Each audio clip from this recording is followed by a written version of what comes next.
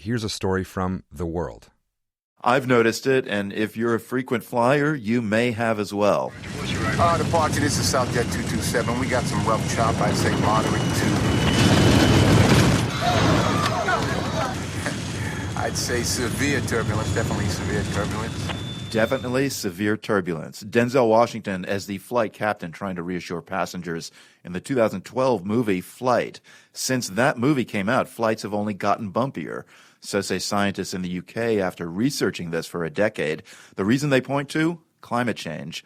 Paul Williams is a professor of atmospheric science at the University of Reading in the UK. He's co-author of the new study. Paul, what data did you look at for your research? Well, it's been a tricky research problem because we've been focusing on a kind of turbulence that's invisible. It's called clear air turbulence, and it's got nothing to do with storms and clouds, but rather instabilities in the atmospheric jet streams, which are these really powerful currents of air. And when we crunch those numbers, we find that, for example, there's today 41% more severe clear air turbulence over the US, 55% more over the North Atlantic than there was just 4 decades ago. And as you've hinted, it's climate change that is behind these increases. Yeah, so you're flying along happily enough, you see the ground clear as a bell, no clouds, and suddenly a big bump. How certain are you that the cause of the increased turbulence is climate change? There's been a suspicion hanging around for many years now that climate change would be increasing turbulence. The new thing in our new study that's just come out is that now we see that the turbulence has already begun to increase in observations. If you're up at 40,000 feet, the temperature difference, the north to south temperature difference across the jet stream is being amplified because of climate change. That's strengthening the temperature difference and driving stronger shear in the jet stream, and it is wind shear in the jet stream that causes turbulence. So we've put together all the pieces of the jigsaw, and we're fairly confident that this increased turbulence over the past 4 decades is entirely consistent with our expectations of what climate change should be doing. So we know that bumpy air is not going away. Well, what do you think needs to be done, and who needs to do it?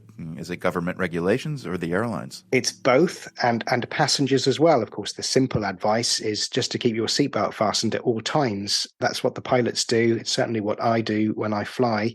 You're virtually guaranteed to be safe if you do that. The worst that can happen, and this is really rare, is that the turbulence can force the overhead luggage bins to pop open and a piece of luggage can fall out and hit someone. This has happened, but it's very rare.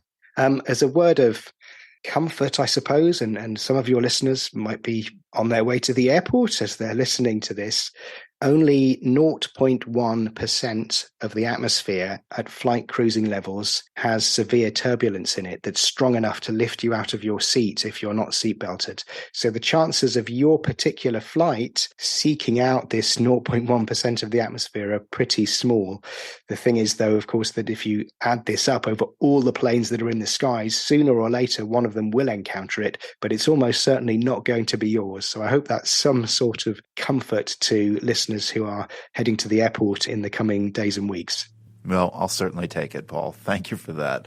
Paul Williams is a professor of atmospheric science at the University of Reading in the UK, updating us on research into air turbulence and rising temperatures linked to climate change. Paul, thank you very much. Thanks, Marco. It's my pleasure.